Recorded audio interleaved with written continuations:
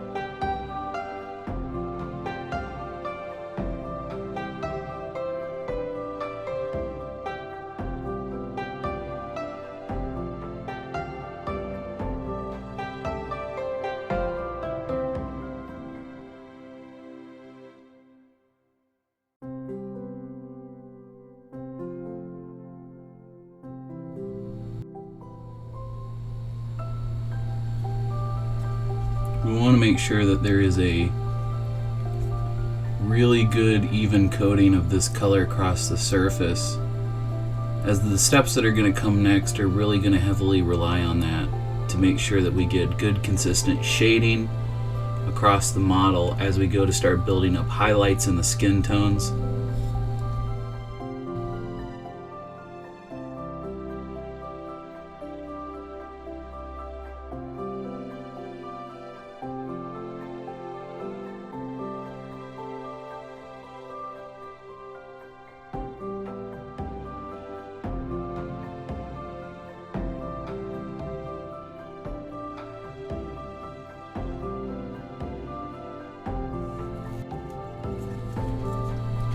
Alright, so next step is to apply that across the other three dwarves, and we can start our highlighting stages. So we're going to do a bit of an all-over wash here with Reikland Flush Shade, and this is going to help to kind of knock down the skin tone, put some, well, dirt and grime in the pits of those muscles, and kind of help bring definition to everything.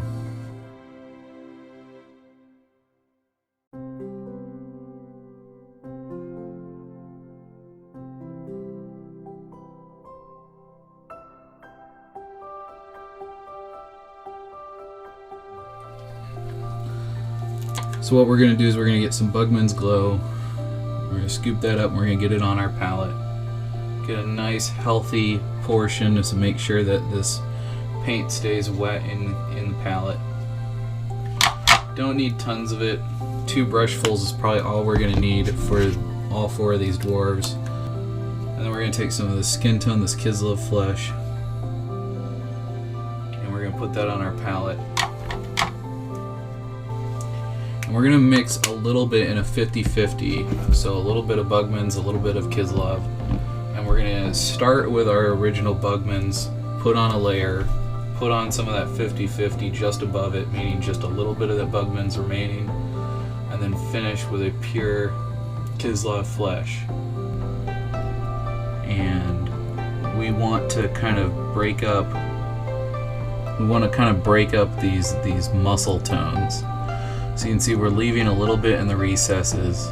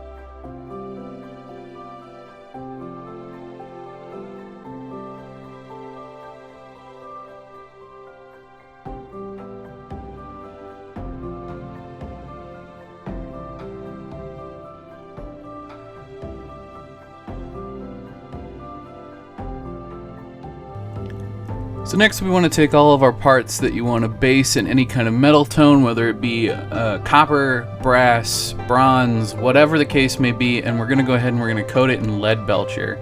In my opinion, that helps metallics to sparkle just a bit more. If you don't want to do it that way, you can base them in its base tones. So in other words, silver is blue, gold is red or orange, etc. Brass is usually brown. But go ahead and do those base tones now. I'll be base toning all of mine in silver. So we're going to be using Nuln Oil on all of our metallics. This is going to help the silver to really pop. If you want to go gold heavy or brass or copper heavy, just use Agrax Earthshade instead of Nuln Oil and do the same thing.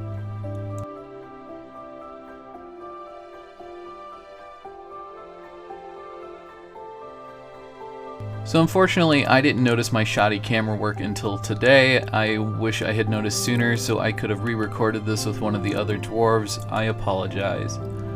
We're using Vallejo's white silver or white aluminum, and this is a super vibrant color, and we're just covering the first third of the blade, and that is to emulate the cutting edge of the blade itself. We're also using this as our extreme highlight color for all of the silvers. And we're just going through and picking all of the uppermost raised surfaces, anything that is exposed to the light.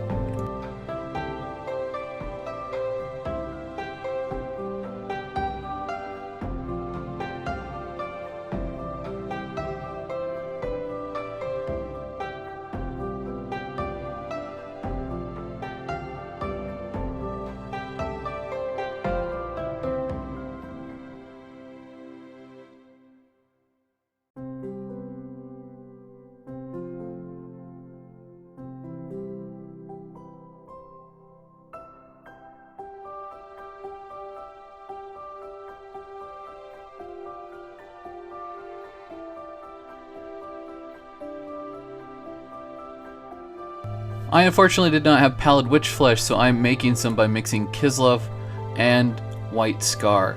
We're going quite heavy on the white scar to end up with that pallid witch flesh look, and we are using that on all of these runic scars. Now, in GW's original artwork, these are depicted as if they are just chunks of metal that have been burned into the flesh of the dwarves, and although that is really interesting, the fact that I am planning to use these dwarves for things other than just Games Workshop, I wanted to paint them up as scar tissue. So we're painting them with this super pale white skin tone. And then we're going over it with Druchii Violet to give an irritated skin look, the way that scars tend to kind of purple up with age.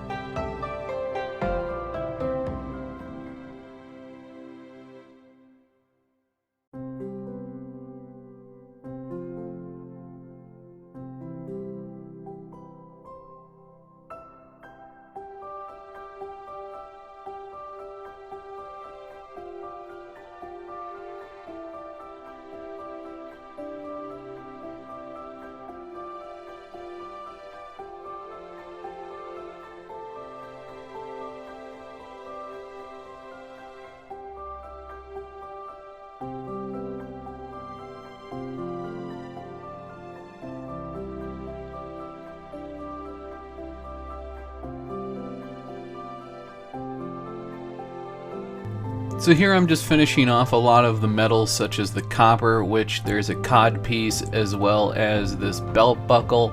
And then I'm going back in and I'm finishing off all of the brass and gold details. Now mostly I put gold on top of the copper to kind of help make it pop.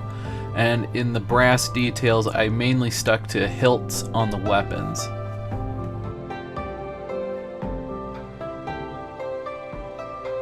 Now here you can see me applying Mephiston Red to the mohawk. I end up using a bit more of an orange color. If I'd had Jerica Orange, I would have used something similar to that as a highlight.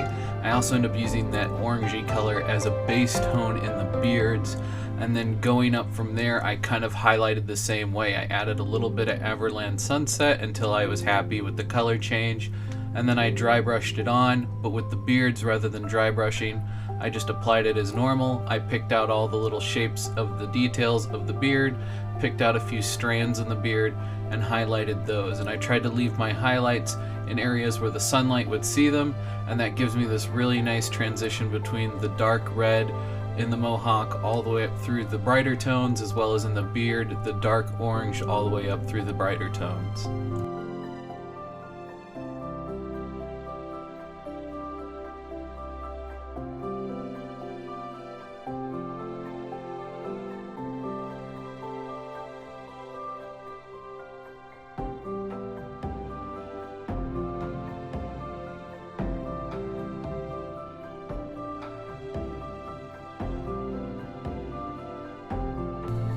Unfortunately, guys, I forgot to record myself painting the bases. All it really was a black bomb, followed by a gray dry brush, followed by a white dry brush, and then all the bone got painted the way we always do it, with a Xandri Dust base and a little bit of a Shopti bone built up to do the white highlights. That's really all it was. We threw on a bit of an Agrax Earth shade to kind of mix things up, and then that left us with what you see in front of you is our final product. Honestly, I am super happy with the way that they turned out. I think they look great. I think they look wonderful.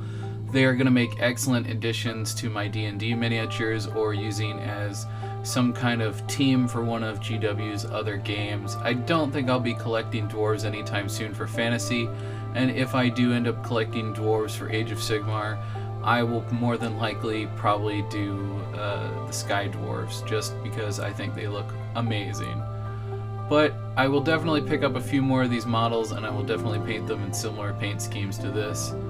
I hope you guys have enjoyed watching this video. I know this video was so weird compared to how I normally do things, with the mixture of different types of voiceovers versus me doing my voice recorded in real time. I got a new web camera and I wanted to try a few things out. It's going to be our backup camera for when I'm not paying attention, and a few other things. I'm really trying to nail down the best way to use the equipment that I have, and I am so grateful for the patience that you guys have shown me. I'm so grateful for the support that you guys have shown me. And I will see you guys in the next one. Remember, if you like this video, please leave a like and share it around with all your friends, because it's a great free way to help boost this channel. As always, I hope your display case is always full and your pile of shame never runs empty.